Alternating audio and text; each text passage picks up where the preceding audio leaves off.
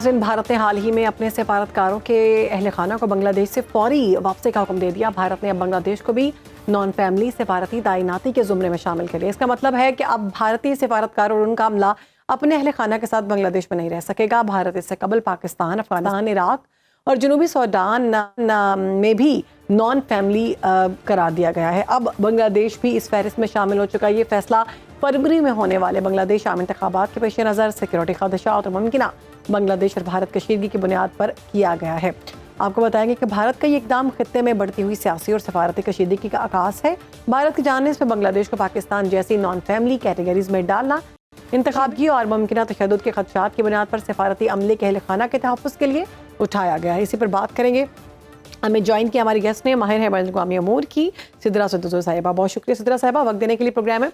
सिद्रा साहिबा, भारत का बांग्लादेश को नॉन फैमिली सफारती कैटेगरी में शामिल करना आप क्या समझती हैं? किस हद तक हकीकी सिक्योरिटी खदशात पर मबनी है? फरवरी में बांग्लादेश में इंतखाबात भी होने जा रहे हैं, तो ऐसी सूरत में भारत का इस तरह का फैसला सियासी दबाव की हिकमत अमली पर किया जा रहा है?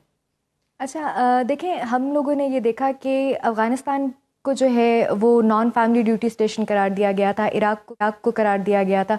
पाकिस्तान तो ऑब्वियसली हम फाते हैं, वो मफ्तूह हैं, तो हमारे साथ तो इस किस्म की सिचुएशन रखना बनता था।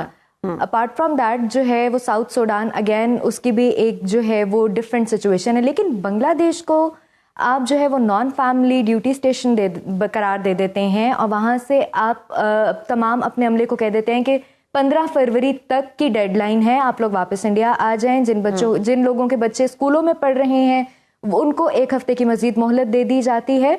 देखिए, इसको ना सिक्योरिटी थ्रेट या गैर कानूनी नक्लो हरकत जो है एक बहाने के तौर पे बनाया जा रहा है। आपने बात की है इंतखाबात की। हमने देखा कि बांग्लादेश में एक बहुत बड़ा जो है वो इनकलाब आया था और जो इंडिया की कठपुतली हुकूमत थी वो गिर गई। और अब जो है वो अगर शफाफ तरीके से इंतखाबात हो जाते हैं और बांग्लादेश के अंदर अवामी नुमाइंदों की हुकूमत जो है वो आ जाती है और ढाका अपने पैरों पे अपने बल के ऊपर खड़ा हो जाता है, तो इस सिचुएशन में भारत का फरवरी के इंतखाबात से पहले दूसरे ममालिक में, अपने ही खित्ते के दूसरे ममालिक में जोर डालना, दबाव डालना जो है ये पहली दफ़ा नहीं हुआ। चाहे भारत के अंदरूनी तौर पर उनके इंतखाबात की बात हो तो उनके फॉल्स फ्लैग ऑपरेशन की बात हम सब ने देखा, और जहाँ पे खित्ते में डिस्टेबलाइज करना हो या कैओस फैलाना हो तो भारत उसके अंदर हमेशा सरगर्म अमल रहता है।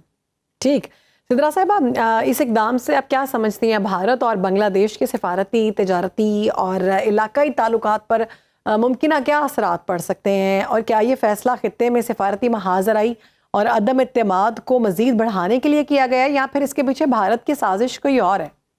देखिए, बिल्कुल आपने सही फरमाया है कि खित्ते के अंदर जो है वो अदम इस्तेहकाम को भी फैलाया जा रहा है, और जहाँ तक बात है तिजारत की, तो उसके भी हमें इन द नियर फ्यूचर जो है वो असरात दिखाई देते हैं। क्योंकि अगर आप अपनी ट्रेड को लिमिटाइज कर देंगे और आप अपने सफारती महाज पे, भारत तो ऑलरेडी सफारती महाज पे बहुत हद तक तनहा हो चुका है, लेकिन अपने इन इकदामात के साथ, क्योंकि हमने देखा है कि बांग्लादेश एक बहुत स्ट्रॉन्ग स्ट्रेटेजिक पार्टनर भी रहा है भारत का नियर पास्ट में, तो इस तरीके से भारत मजीद जो है वो सिफारती तौर पे अपने आप को आइसोलेशन का शिकार कर रहा है। ठीक। सिद्रा साहिबा, आपके ख्याल में इस बदलती सूरत हाल में पाकिस्तान और दीगर इलाकाई ममालिक की अगर हम बात करें तो इनको क्या चैलेंजेस होंगे इस सारे मामलात में? सफारती इम्कानात की अगर हम बात करें तो इसमें क्या क्या चैलेंजेस सामने आ सकते हैं?